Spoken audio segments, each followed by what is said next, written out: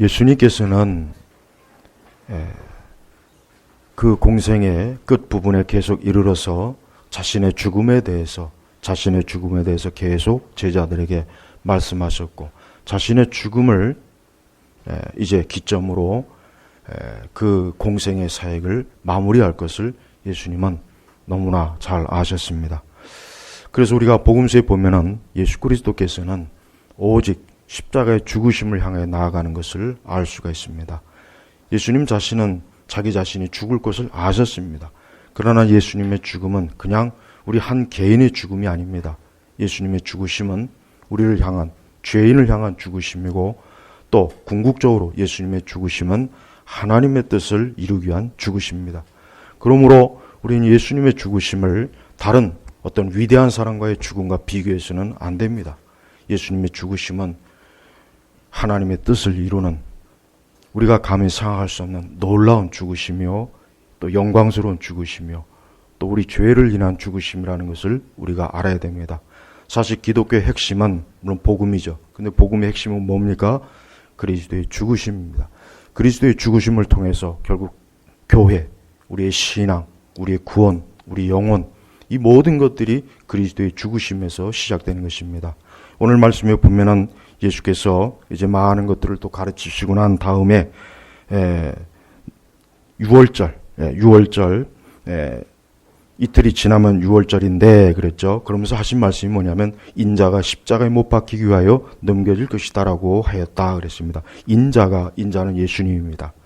구약시대 선지자들이 구약시대 선지자들이 말하는 그 메시아는 인자입니다. 즉 사람의 아들, 즉 메시아는 단순히 하나님의 아들이지만 그러나 하나님의 아들로 끝나는 것이 아니라 사람, 그분은 사람의 몸을 입고 이 땅에 오신 것입니다. 그런데 그분이 뭐라고 말씀하셨냐면 십자가에 못 박히기 위하여 넘겨질 것이다. 여러분 혹시라도 물론 그래서는 안 되겠지만 만약에 여러분이 병이 걸렸어요. 근데 병원에 가니까 앞으로 3개월만 살 수 있습니다. 앞으로 6개월만 살 수 있습니다. 흔히 여기서 시한부 선고를 받았다면 어떤 감정과 어떤 기분이 들겠습니까? 아마 병원에서 나올 때 다리가 풀려서 못 나올 거예요. 아무리 세상을 초월하고 아무리 죽음을 혹 달관한다 할지라도 만약에 당신은 3개월이 끝입니다. 당신은 6개월이면 이제 이 세상을 떠납니다. 그렇게 시한부 선고를 받았다면 누구나 다 이제 내 인생은 끝나는구나 하면서 아마 수많은 복잡한 생각들이 머릿속으로 오고 갈 겁니다.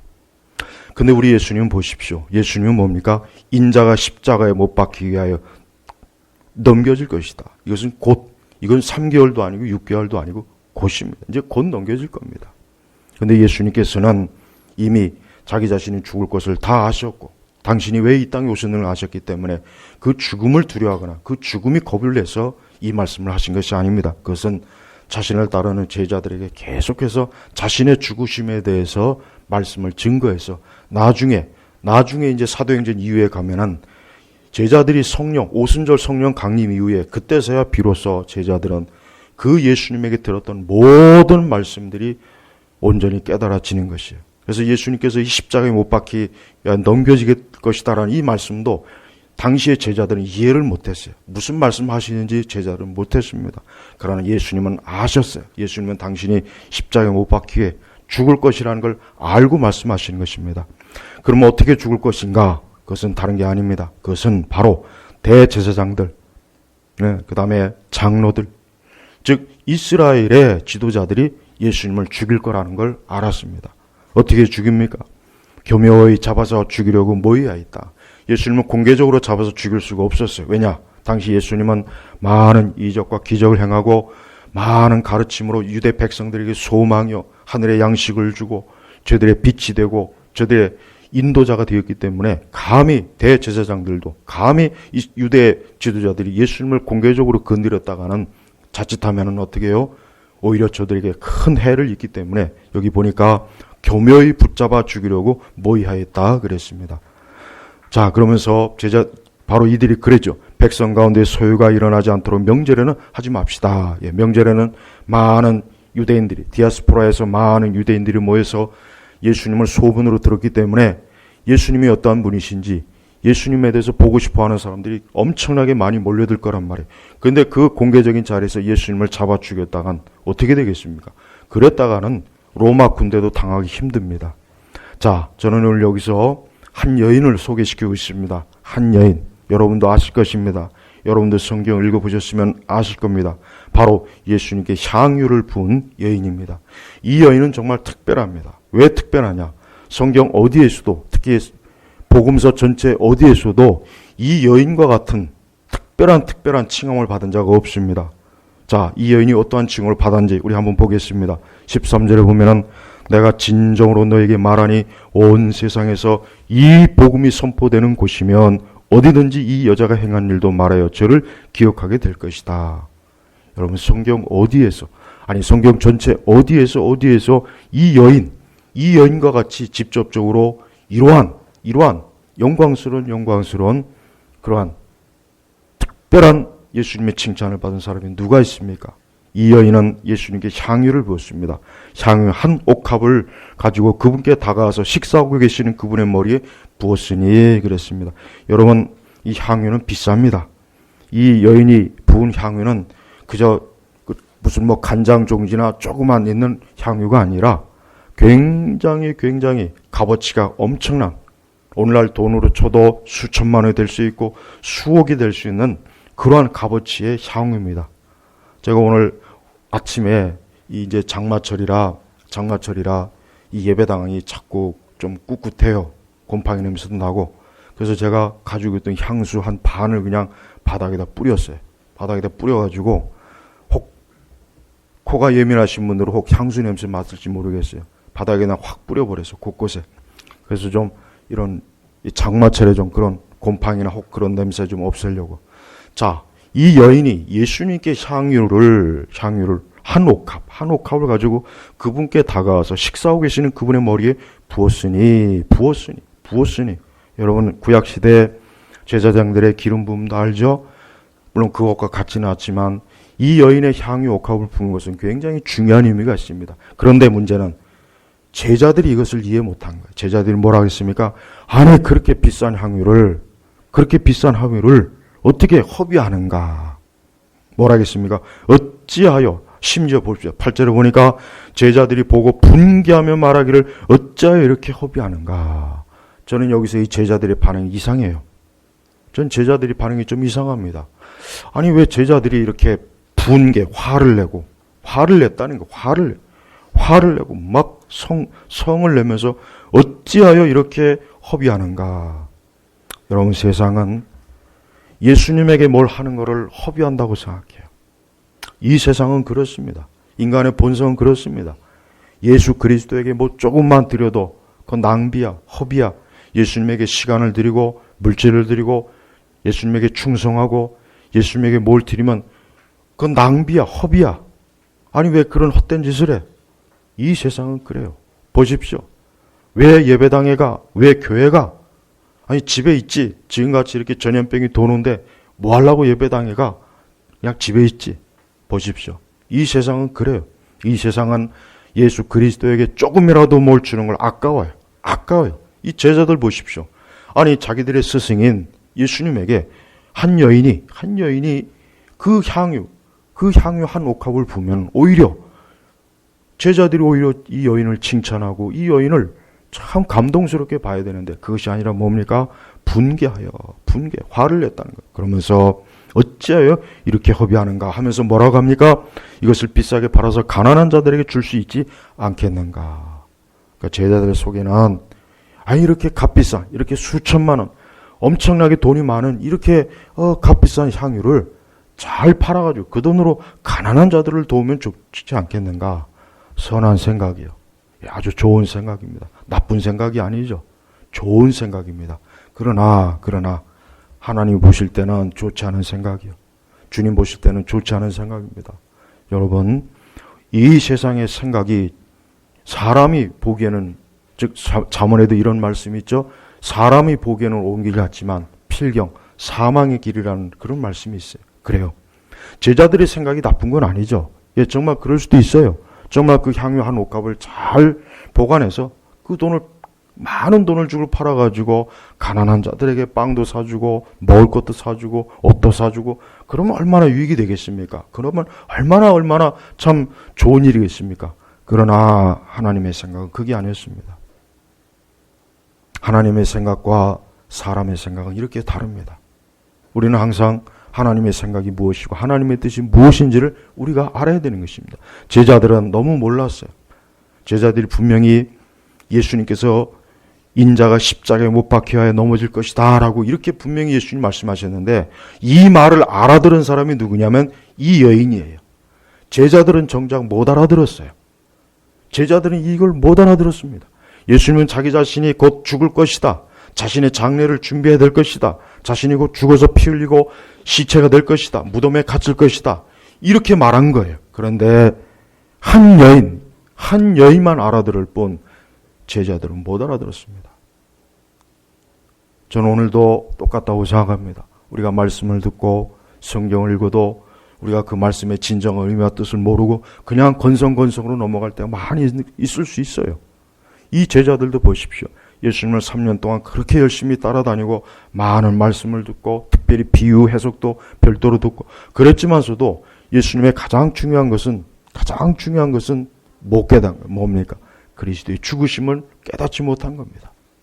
예수님께서 이 여인에게, 제자들이 그렇게 자꾸 이 여인을 괴롭히니까 뭐라 합니까? 왜 너희가 이 여자를 괴롭게 하느냐? 이 여자가 나를 위하여 좋은 일을 하였다. 좋은 일을 하였다. 이 여인은 좋은 일을 한 것입니다. 이 여인은 주님을 위해서 진정으로 한 것입니다. 예수님이 보실 때 이 여인이야말로 하나님이 기뻐하신 일을 한 것입니다. 무엇입니까? 그것은 뭡니까? 12절에 보니까 이 여자가 내 몸에 이 향유를 부은 것은 내 장례를 위한 것이다. 내 장례를 위한 것이다. 유대인들은 시체를 장례할 때 그 몸에다가 향유를 잘 뿌려서, 그래서 깨끗하게 씻어갖고 향유를 뿌려서 돌, 우리나라식 같은 이런 땅을 파서가 아니라 돌 안에 잘 이렇게 모시는 그런 장례 풍습입니다. 즉, 이 여인은 예수님의 장례를 준비한 겁니다. 즉 예수님의 죽으심을 준비한 겁니다. 이 여인은 그냥 기분 내는 게 아닙니다. 이 여인이 그냥 그냥 예수님이 오셨으니까 너무 기뻐서 그냥 단순히 예수님에게 뭘 좋은 걸 줘야 되겠다, 그래서 향유를 분 것이 아니라 뭡니까? 장례, 그리스도의 죽으심을 준비한 겁니다. 예수님이 바로 이 여인의 중심을 아셨기 때문에 그래서 13절, 온 세상에 이 복음이 선포되는 곳이면 어디든지 이 여자가 행한 일도 말하여 저를 기억하게 될 것이다. 오늘 우리 제네바 개옥교회 여기서도, 여기 이 자리에서도 이 여인이 지금 예수님 말씀 그대로 기억하게 되는 것입니다. 우리는 이 여인을 기억해야 됩니다. 이 여인은 자기 자신을 위해서 쓸 수 있고 또 자기 스스로 자기의 유익을 위해 쓸 수도 있었지만, 그러나 이 여인은 예수님의 장례를 위해, 예수님의 십자가의 죽으심을 위해서 자신의 것을 아낌없이 예수님에게 부은 것이, 그래서 이 여인은 예수님께로부터 칭찬을 받은 것입니다. 그러나 제자들은 이것을 알지 못하고 그냥 이 향유 옥합을 허비한다고 저를 꾸중하고 책망하고 저를 조롱한 거예요. 그러니까 예수님 뭐라 하겠습니까? 왜 자꾸 괴롭히냐? 왜 이 여자를 괴롭게 하느냐? 얼마나 제자들이 그 여인을 닥달하고 그 옆에서 그랬으면 오죽하면 예수님께서 이런 표현을 썼겠습니까? 이 여자가 나를 위하여 좋은 일을 하였다. 우리는 그리스도를 위해서 좋은 일을 하는 게 필요합니다. 우리의 신앙과 우리의 믿음은 항상 그리스도를 위한 것입니다. 예수 그리스도를 위한 것입니다. 이 시간도 이 예배를 드리는 것도 그리스도를 위한 것이고, 우리의 기도도 그리스도를 위한 것이고, 하나님 앞에 드린 예물도 그리스도를 위한 것이고, 우리가 주를 위해서 하는 것, 주님의 영광을 위해서 하는 것, 그것은 바로 그리스도를 위한 좋은 일입니다. 우리 성도가 이 세상에 좋은 일, 여러분 그리스도인들은 물론 세상에서 우리가 좋은 일 해야죠. 세상에서 좋은 일 하는 거 좋습니다. 세상에서 좋은 일 하는 거 나쁜 거 아닙니다. 그러나 그 전에 우리가 그리스도를 위해서 좋은 일을 하는 것이 먼저 중요한 것입니다. 그리스도를 위해서 먼저 좋은 일을 하지 않고 세상을 위해서만 좋은 일을 하는 사람들이 꽤 많이 있습니다. 여러분, 이 세상 사람들도 좋은 일 할 줄 알아요. 여러분, 세상 사람들도 가난한 자를 구제하고 또 자기가 이 세상에 좀 유익한 사람이 되기 위해서 착한 일도 하고 돕기도 하고 봉사도 하고 그럽니다. 그러나 그들이 정작 예수님을 위해서 좋은 일을 하고 있는가? 예수님을 위해서 좋은 일을 하면서 인생을 살고 있는가? 이것을 한번 살펴봐야 됩니다. 예수님께서는 이 여인을 칭찬한 이유가 바로 뭡니까? 먼저 예수 그리스도를 생각하고 예수님에게 좋은 일을 했던 거예요. 예수님이 기뻐하신 거예요. 자신이 곧 죽을 것을 아시고 미리 향유옥합을 부음으로 이 여인은 예수님에 대한 사랑을 아낌없이 부어준 것입니다. 바로 그래서 예수님께서 이 여인을 칭찬한 것입니다. 우리도 우리 자신의 믿음과 신앙에 있어서 항상 예수님을 아낌없이 사랑하는 것, 이게 우리의 신앙의 가장 근본이라고 저는 여겨집니다. 그러한 예수님을 사랑하는 것이 얼마나 힘듭니까? 보십시오. 이 여인이 예수님을 사랑하지만 제자들조차도 분개하고 그걸 왜 허비하느냐, 왜 낭비하느냐, 제자들에게조차도 책망을 듣는 이걸 보십시오. 하물며 세상은 어떻겠습니까? 우리가 예수 그리스도를 위해 살고 예수님을 위해서 좋은 일을 하면 세상은 칭찬하는 것이 아니라 조롱을 하고 비웃어요. 오히려 왜 그런 일을 하느냐, 왜 그런 일에 시간을 쓰느냐, 왜 그런 일에 돈을 쓰느냐, 왜 그런 일에 너 인생을 낭비하느냐. 여러분, 이게 세상입니다. 많은 사람들이 이런 생각을 해요. 자기에게 좋은 것을 가지고 있고 많은 것을 가지고 있으면은 그것을 세상을 위해 쓰면 좋겠다는 생각을 해요. 물론 좋은 일이죠. 그러나 우리 성도들, 그리스도인들은 제일 먼저 그것이 하나님 나라를 위해서, 그의 나라를 위해서, 복음을 위해서 쓰여져 있을 때 가장 가치가 있는 것이고 가장 좋은 것입니다. 언뜻 보기에 이 여인은 어리석은 짓을 한 것 같이 보여요. 언뜻 보기에 이 여인은 정말 낭비한 것처럼 보입니다. 그러나 이 여인의 이 거룩한, 주를 위해서 한 이 모든 거룩한 일들이 벌써 두고두고 주님 오시는 그날까지, 이 세상 끝날까지 이 땅에 있는 모든 교회에서 이 말씀이 선포될 때마다 이 여인은 계속해서 예수 그리스도의 칭찬을 받은 여인으로 기억이 될 것입니다. 우리는 특별히 예수님이 하신 말씀 중에 온 세상에서 이 복음이 선포되는 것이면 예수님께서 왜 여기서 복음이라고 했겠습니까? 왜 복음이라고 했겠습니까? 그리스도의 죽으심을 말했기 때문에 복음이라고 한 것입니다. 복음은 좋은 소식입니다. 복음은 기쁜 소식입니다. 복음은 즐거움입니다. 근데 왜 예수님께서는 장래 얘기를 하면서 왜 좋다고 했을까요? 그것은 바로 예수 그리스도께서 내 죄를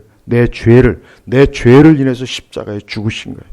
우리의 죄를, 우리의 본성의 죄와 우리의 자범죄를 위해서 예수님이 십자가에서 죽으셨기 때문에 그래서 우리에게는 좋은 겁니다. 우리에겐 좋은 겁니다. 그래서 예수님이 복음이라고 한 것입니다. 복음은 사실 정말 좋은 것입니다.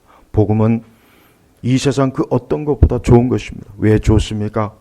복음이 없다면 나는 내 죄 가운데 멸망하고 저주받고 영원히 그 죄 가운데서 내가 소생할 수 없기 때문에 그런 것이에요. 그러나 이 복음, 그리스도의 죽으심 때문에, 그리스도의 십자가의 죽으심 때문에 나는 살 수 있었고, 나는 정죄받지 않을 수 있었고, 나는 영원한 지옥 형벌을 가지 않을 수 있고, 나는 하나님과 원수가 되지 않을 수 있었고, 이게 바로 복음 때문에 그런 것입니다. 그러므로 교회, 우리 기독교의 핵심은 바로 뭡니까? 이 복음입니다. 이 기독교의 핵심은 복음이고, 이 기독교의 핵심은 이 복음을 통해서, 이 복음이 바로 온 세상과 온 땅에 저무는 것이라고를 우리는 알아야 되는 것입니다. 우리 스스로가 나는 복음을 믿고 있는가? 예수 그리스도께서 나를 위해서 십자가에 죽으시고 그분이 나를 구원하시고 그분이 나를 인해서 희생당하시고 죽음을 당하신 것을 나는 확실히 믿고 있는가? 그걸 믿는 자는 복음을 받아들인 자예요. 그걸 믿는 자는 복음을 받아들이고 복음을 믿는 자입니다.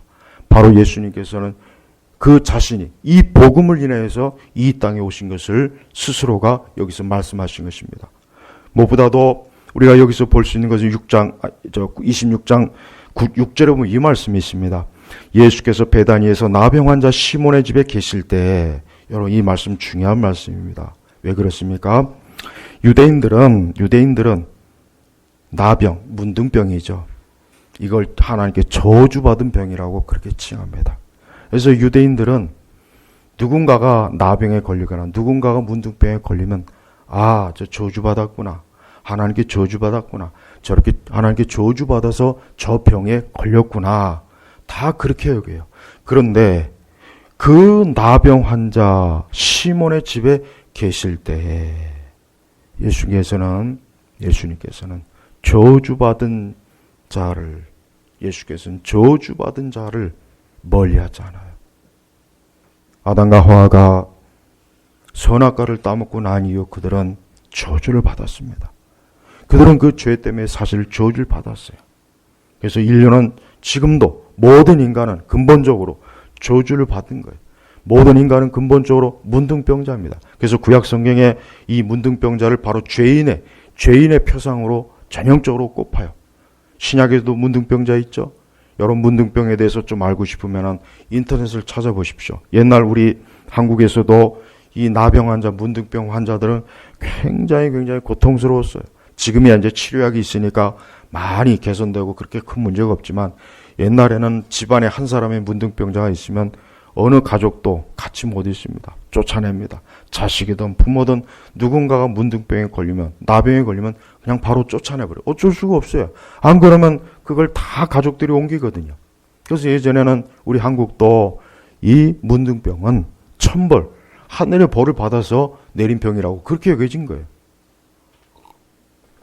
이 문둥병은 온 몸이 떨어져 나가요. 눈과 코가 떨어져 나가고 손이 떨어져 나가고 이 문둥병은 겉보기에도 굉장히 흉측합니다. 바로 그러한 시몬의 집에 예수님께서 계신 거예요. 예수님께서는 부잣집에 계시지 않았습니다. 예수님께서는 귀족과 장군과 왕궁에 계시지 않았습니다. 예수님은 누구의 집에 있었습니까? 바로 문둥병 걸린, 하나님께 저주받은 병인 문둥병에 걸린 그 집에 있었다는 것을 우리는 굉장히 신앙의 중요한 요소로 삼아야 됩니다. 그렇습니다. 지금 이 순간 자기 자신이 저주받았다. 죄 가운데 죽었다. 죄 가운데 멸망했다. 나 자신이 죄로 인해서 온갖 불행과 저주가 있다 하는 분들은 예수님을 모시십시오. 예수님을 초대하십시오. 예수님, 우리 집에 오시옵소서. 예수님, 내게 오시옵소서. 자신의 집이나 자신의 인생이 저주받고 어둡고 캄캄하고 모든 것들이 다 시커멀 때 무엇 하나 밝은 것이 없고 소망이 없다고 하는 분들은 예수님을 모십시오. 예수님을 모실 때 그 집에 예수 그리스도의 생명이 시작되는 것입니다. 예수님께서는 다른 집이 아니라 유독 다른 많은 집도 있었을 것이에요. 정상인이 거주하는 집도 있었을 것이에요. 그러나 굳이 나병 환자 시몬의 집에 계실 때 왜 이 말씀을 성경에 기록했겠습니까? 그것은 예수님이 계시는 곳이기 때문에 그래요. 예수님이 이 땅에 오신 것은 병든 자를 구원하시기 위함입니다. 예수께서 이 땅에 오신 것은 죄인을 건지시기 온 겁니다. 예수님이 이 땅에 오신 것은 죄 가운데 멸망, 저주받고 죄 가운데 온갖 불행에 처한 사람들을 위해서 이 땅에 오셨다는 것을 이 말씀이 증거하는 것입니다. 여러분, 이 세상에는 하나님 믿지 않는 사람은 다 나병 환자입니다. 예수님 믿지 않는 사람은 다 나병 환자입니다. 겉이 아무리 아름답고 아무리 옷을 깨끗이 입고 아무리 화장을 잘하고 아무리 많은 지식을 쌓고 아무리 겉모습이 세련돼도 그는 나병 환자라는 것을 잊지 마십시오. 나병 환자는 아무리 꾸며도 그 나병 환자의 티를 벗어낼 수가 없는 것이에요. 바로 예수님께서는 바로 그 나병 환자의 집에 예수님이 계신 거예요. 이 땅의 수많은 사람들, 지금도 이 세상을 살아가는 수많은 사람들은 영적으로 나병 환자입니다. 문둥병 환자입니다. 그들에게 가장 필요한 게 뭐겠습니까? 지식입니까? 돈이겠습니까? 어떤 문화이겠습니까? 아니면 어떤 이 세상에 뭐 좋다고 하는 그런 것이겠습니까? 아닙니다. 예수님입니다. 예수님이 이 땅에 오신 것은 바로 나병 환자들, 문둥병자들, 죄로 인해서 저주받고 멸망할 그런 자들을 직접적으로 찾아오셔서 그들의 나병 환자들을 고쳐주시고 치료하신 것, 즉 그들의 죄를 치료하시기 위해서 이 땅에 오신 것입니다. 그러므로 우리 자신은 내 자신이 나병 환자라는 것을 인식해야 됩니다. 신앙생활은 제일 첫 번째는 뭐냐? 우리 자신이 나병 환자다. 나는 죄인이다. 나는 더럽고 추하다. 나는 악하다. 나는 하나님 앞에 근본적으로 죄인이다. 나는 죄성이 가득하다. 이것을 깨닫고 하나님 앞에 회개하고 나오고 자신의 이 나병 환자를, 이 문둥병을 주여 치료해 주시옵소서. 그리스도의 피로 내 흉측한 이 모습을 치료해 주시옵소서. 예수 그리스도의 십자가의 그 피로 내 이 더럽고 흉한 이 문둥병, 죄로 인한 문둥병을 깨끗하게 치료해 주시옵소서라고 그렇게 하나님 앞에 겸손하게 나오는 것입니다. 우리 성도 여러분, 우리 스스로가 오늘 이 말씀을 보면서 나 자신의 나병 환자 시모이라는 생각을 가져야 됩니다. 아, 나는 나병 환자가 아니야. 나는 깨끗해. 나는 그냥 도덕적으로 윤리적으로 약간의 문제가 있지. 난 근본적으로 죄인이 아니야. 그렇지 않습니다. 죄는 깊이 깨달으면 깨달을수록 나 자신이 훨씬 더 괴물이요. 나 자신이 훨씬 더 흉측한 자요. 나 자신이 훨씬 더 더럽고 추한 자라는 것을 깊이 깨달아집니다. 그럴 때마다 정말 생각나는 분이 누구냐? 예수님입니다. 그럴 때마다 생각나는 분이 예수님이고 그럴 때마다 달려갈 수 있는 분이 누구이십니까? 바로 예수님입니다. 또한 이 여인은 값비싼 향유 한 옥합을 그분께 가져와서 식사하고 계시는 그분의 머리에 부었다 그랬습니다. 한번 생각해 보십시오. 그 향유 옥합을 다 부었을 때 그 향기가 그 집에, 그 방 안에 가득하지 않겠습니까? 그래요. 예수 그리스도께서 계신 곳은 향기가 있어요. 예수님이 계신 곳에는 기쁨과 생명과 소망의 향기가 가득 찹니다. 그것을 통해서 사람들에게 어때요? 죽음의 냄새를 빼뜨려요. 죽음의 냄새를 빠지게 합니다. 죽음의 냄새는 가장 고통스럽습니다. 죽음의 냄새는 사람의 힘으로 뺄 수가 없습니다. 그것은 오직 뭡니까? 예수 그리스도의 머리에 부어진 그 향유로만 그 죽음의 냄새를 제거할 수 있는 것입니다. 이 세상은 죽음의 냄새가 가득해요. 우리가 보고 있는 이 세상은 곳곳에 죽음의 냄새가 가득합니다. 어디에나 죽음의 냄새가 배어 있습니다. 어디에나 죽음의 냄새가 진동합니다. 사람들에게도 죽음의 냄새가 진동하고 문화에도 죽음의 냄새가 진동하고 어느 한 영역 죽음의 냄새가 나지 않는 곳이 없습니다. 그러나 어느 곳일지라도 예수님이 계시는 곳은 그 죽음의 향기가 다 나갑니다. 그 죽음의 냄새가 다 빠져나가고 거기에 백합 향기, 아름다운 옥합의 향기가 가득해서 그 향으로 인해서, 그 향기로 인해서 그의 인생이 새로워지고 온전해지는 것을 우리가 알 수가 있습니다. 예수님께서는 이 여인이 자신에게 아낌없이 자신의 그 가장 중요한 것을 향유 옥합을 붓는 것을 보면서 이 여인을 칭찬해주고 또 이 여인은 내 장례를 위한 것이다.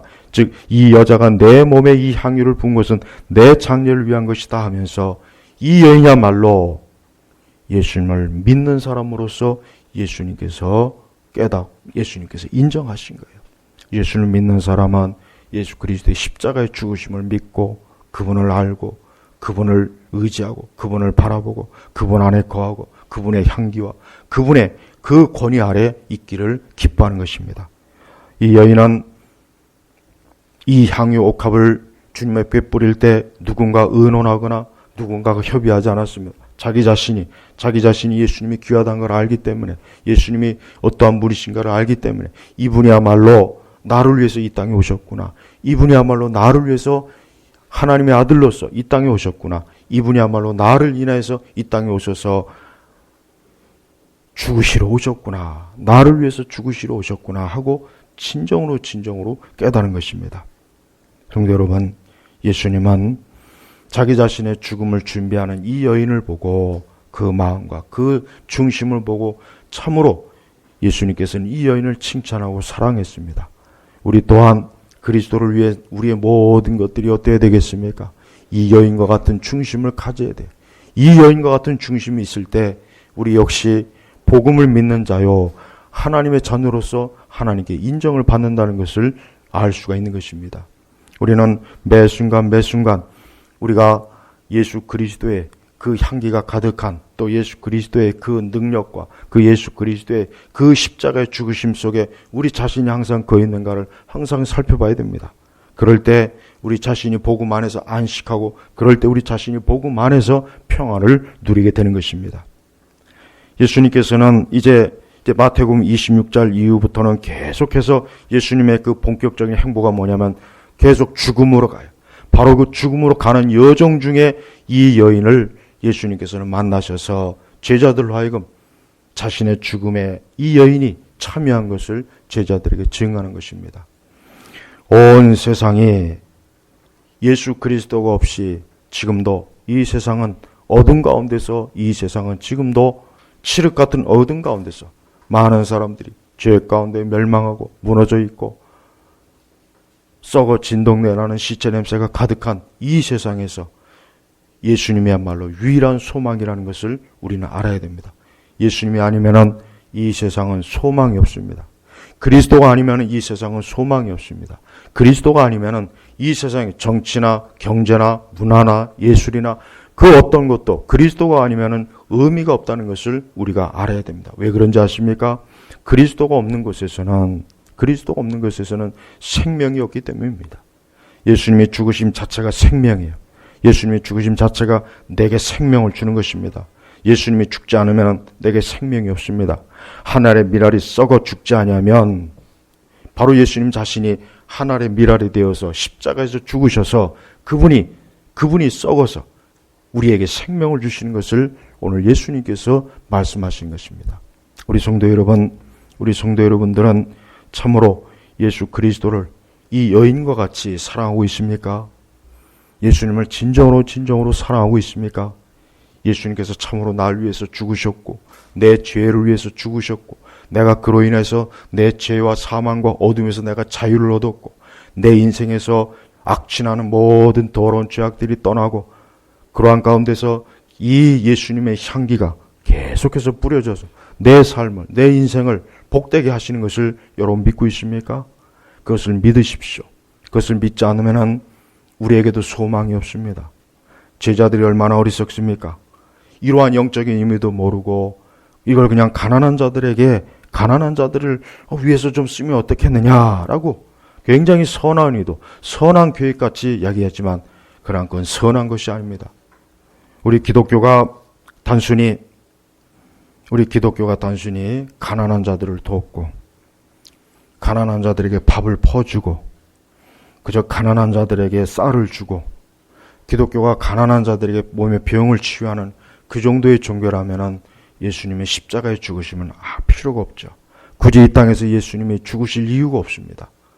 그러나 예수님께서 이 땅에 오신 것은 근본적으로 이 땅에 오신 것은 예수님이 우리를 위해서 죽으심으로 그 피로 우리를 죄 가운데 영원한 죄 가운데서 우리를 건지시기 위해 이 땅에 오신 것입니다. 기독교를 오해하면 안 됩니다. 19세기의 자유주의 기독교는 또 지금도 그런 것 같아요. 많은 기독교가 예수님의 십자가의 죽으심이나 대속이나 희생, 그분의 피, 이와 같은 것들은 소홀히 여기고 그냥 교회나 우리 기독교가 세상에서 선한 종교, 착한 종교, 좋은 일하는 종교, 우리 기독교인들이 사람들에게 좋은 일하고 착한 일하고 그저 사람들을 돕는 그 정도로만 딱 보고 있다는 게 그게 가장 안타까운 겁니다. 그건 복음이 아닙니다. 그런 도덕이나 윤리지 복음이 될 수가 없습니다. 예수님은 이 여인에게 온 세상에 이 윤리가 선포되는 것이면이라고 하지 않았어요. 이 여인을 향해서 온 세상에 도덕과 윤리가 선포되는 것이면이라고 하지 않고 뭐라 그랬습니까? 복음이 선포되는 것이면, 즉 예수 그리스도의 십자가의 죽으심으로 죄인들이 살아나고 죄인들이 영생에 이르고 생명의 부활로 나오고 죄인들이 영원한 사망과 멸망에서 건짐을 받는 바로 그러한 복음이 전해지는 곳에 이 여인이 행한 일도 기억하게 될 것이다 라고 이렇게 말하는 것입니다. 이 여인은 참 축복받은 여인입니다. 그 당시에 얼마나 많은 여인들이 이 여인뿐이겠습니까? 얼마나 많은 여인들이 예수님을 쫓아다니고 예수님과 함께하고 예수님께로부터 병고침도 받고 예수님께로부터 귀신 쫓김도 받고 그랬을 텐데 오직 이 여인만 예수님의 십자가의 죽으심을 알고 그 혜택 아래, 그 은혜 아래 있기를 간절하게 소망한 거예요. 이 여인은 구원받은 사람입니다. 이 여인은 그리스도입니다. 그러므로 우리는 이 여인이야말로 어떻게 보면은 첫 그리스도인이라고 할 수도 있어요. 이 여인이야말로 예수 그리스도의 십자가를 통해서 구원받은 첫 그리스도인이라고 할 수도 있다고 보여집니다. 그리고 그 이후로 교회가 세워지는 곳마다 곳곳에서 이 여인과 같은 하나님을 참으로 사랑하고 섬기는 사람들이 계속 나타났다는 것을 알 수가 있습니다. 우리 제네바 교회 모든 성도 여러분도 이 여인과 같은 그리스도께서 칭찬하시는, 어떻게 칭찬합니까? 이 여자가 나를 위해서 좋은 일을 하였다. 즉 우리도 그리스도를 위해서, 하나님을 위해서, 하나님의 영광을 위해서 이러한 칭찬을 받는다면 그것보다 더 큰 축복과 상급은 없을 것입니다. 우리가 예수 그리스도를 통해서 단순히 축복을 받고 그저 예수님을 통해서 내게 좋은 것만을 얻기를 원하고 그냥 예수님을 통해서 뭔가 좋은 것들을 끌어들이는 그것만을 생각하지 마십시오. 아니, 그건 아닙니다. 우리는 그리스도를 믿고 그리스도를 의지하고 그리스도를 알게 된 뒤부터는 이 여인과 같이 아낌없이 자기의 사랑을 주님에게 드러내야 됩니다. 여러분의 사랑을 주님에게 드릴 때 주님은 이 여인과 똑같이 여러분도 복음을 인해서 여러분의 헌신이 하늘나라에까지 계속 알려진다는 것을 여러분 명심하십시오. 이 여인은 만세의 축복을 받은 여인이고 오고 오는 모든 교회가 우리 그리스도인들이 이 여인을 칭찬하며 그리스도로 인해서 그리스도를 사랑하는 그리스도와 함께하는 여인으로 이 여인은 그 자리에 올랐습니다. 우리 모두가 이 여인과 같은 자리에 이르기를 마음으로 힘쓰기를 주의 이름으로 축복합니다. 기도하겠습니다.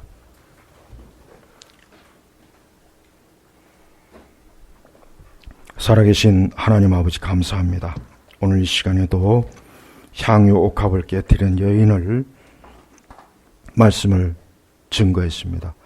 무엇보다도 예수님의 죽으심을 통한 이 향유 옥합이 얼마나 우리 자신에게 중요한지를 우리 온 성도들이 깨닫고 그리스도의 십자가의 죽으심 가운데 이 향유 옥합을 깬 여인과 같은 헌신의 믿음을 갖도록 이끌어 주옵소서. 감사하며 예수님의 이름으로 기도 올렸습니다. 아멘.